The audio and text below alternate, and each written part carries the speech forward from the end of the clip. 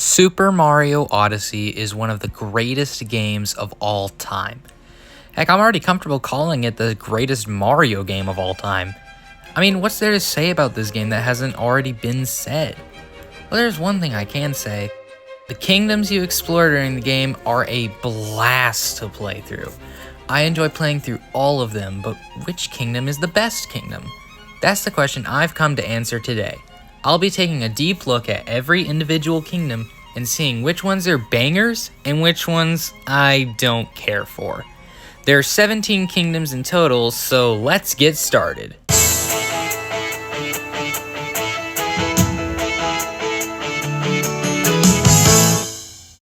Cloud! Yeah, this should come as a surprise to absolutely no one. The Cloud Kingdom is objectively the worst kingdom in the game. The only reason anyone would even willingly return to this kingdom is to goof off with the Goomba picture match. Now Marshall, that's a little harsh, you may be saying. Look at how beautiful the kingdom looks. That's gotta give it some bonus points. Yeah, you're right. The kingdom's score is now at 2. Why is that, you ask? Simple. Because it's a bland kingdom that only exists to be a battle arena. Do you think that's me being funny? Do you think that is me poking fun at the kingdom's lack of content? No. The kingdom's main point of interest is literally named Nimbus Arena.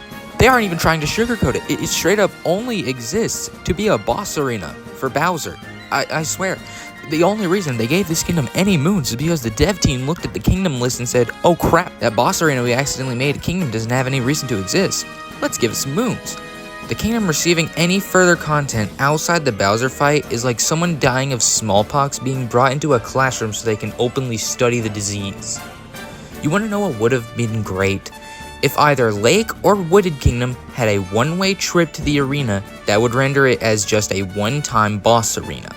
It would have been much cooler too, because the player's choice of kingdom would have affected their route. But you want to know the actual worst aspect of this kingdom? It's so forgettable. I swear, as I was writing this exact list, I was trying to figure out the placement of kingdoms when I remembered, oh yeah, Cloud Kingdom exists. That was after I had already decided Cloud Kingdom would be the bottom spot. That is not a good sign. It's just an extremely forgettable kingdom that I wish was a boss arena, and not a kingdom. And if we're being honest here, talking about this kingdom any more than it deserves to be talked about is only further highlighting the issue. So let's just move on. Enough talk. Let's fight.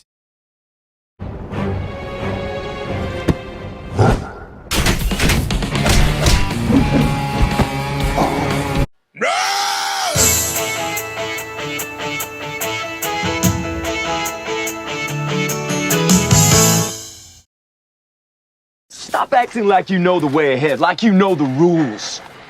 There are no rules, man. We're lost. Now, I retain what I said when I said that Cloud Kingdom is objectively the worst.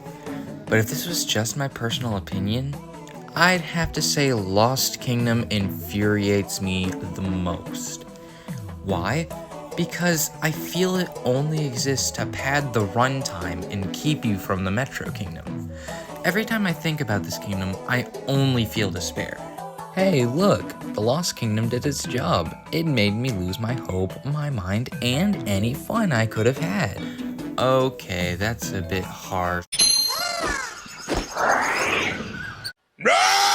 Yeah, I really hate the bird. This kingdom is just a giant fun sponge at every turn.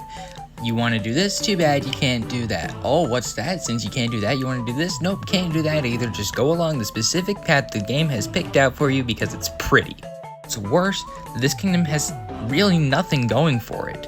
The most it has is the climb to the top, but even that's soured because, for some arbitrary reason, the Toads run the crazy cap store. I genuinely hate this about the kingdom because it feels like such a lazy cop-out. For the Moon Cascade and especially Mushroom Kingdoms, it sort of makes sense. But Lost Kingdom? You're telling me there's not an uncontacted tribe living on this island in the middle of nowhere? Unless The Toads took over the island in an effort by Princess Peach to expand the glory of the Mushroom Empire.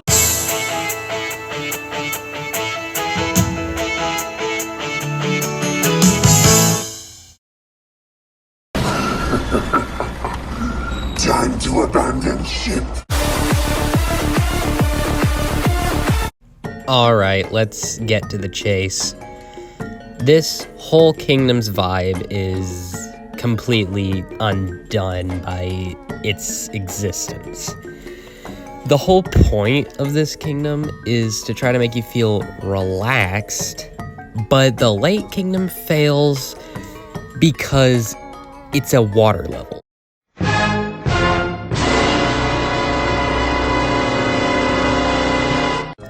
Water levels usually don't reside that well in the gaming community, and unlike a certain level we will see later down the line, I kind of agree that water levels suck. This is extremely evident with the long underwater stretches that Yig had to go through in the game. It's not even a case that I hate the kingdom.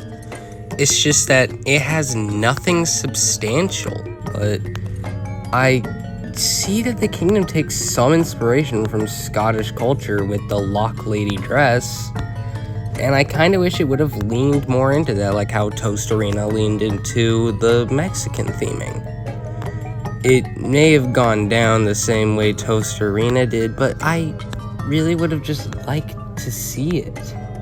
I'm always a big nerd for mythology, and I know it's not my place to say this, but I would have loved to see more Celtic mythology stuff since you don't normally see that much. It's either just Greek or Norse.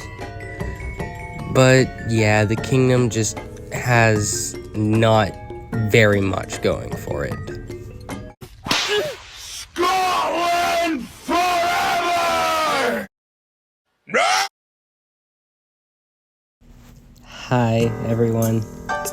For all of you who are still here, thank you so much for watching this. This will officially be my first serious video I've made, because it's a video essay about Mario Odyssey. Well, not even a video essay, it's just my thoughts on the kingdoms. I really want to keep this up and make more of them, but I think sticking to 3 or 2 kingdoms per episode helps them come out a lot quicker, and also makes me not have that much to work with since I can spend more time resting, and I can also just focus on specific kingdoms for every video, and I'm not backed up. I feel like that's a really good way to go about this, and I really do want to hear from all of you because I value all of your input. And I do want to say huge thank you to Beard Bear for all of the footage. I don't know how to hook up my Switch to record audio or video, so having that footage really helps out a lot, but I do just want to credit him. I know he probably doesn't know who I am, but I just wanted to say that by making those videos, he's helping me pursue one of the passions I've had for one of the longest times. So thank you, and I don't know when we'll meet again, but when we do, it's gonna be good. See ya!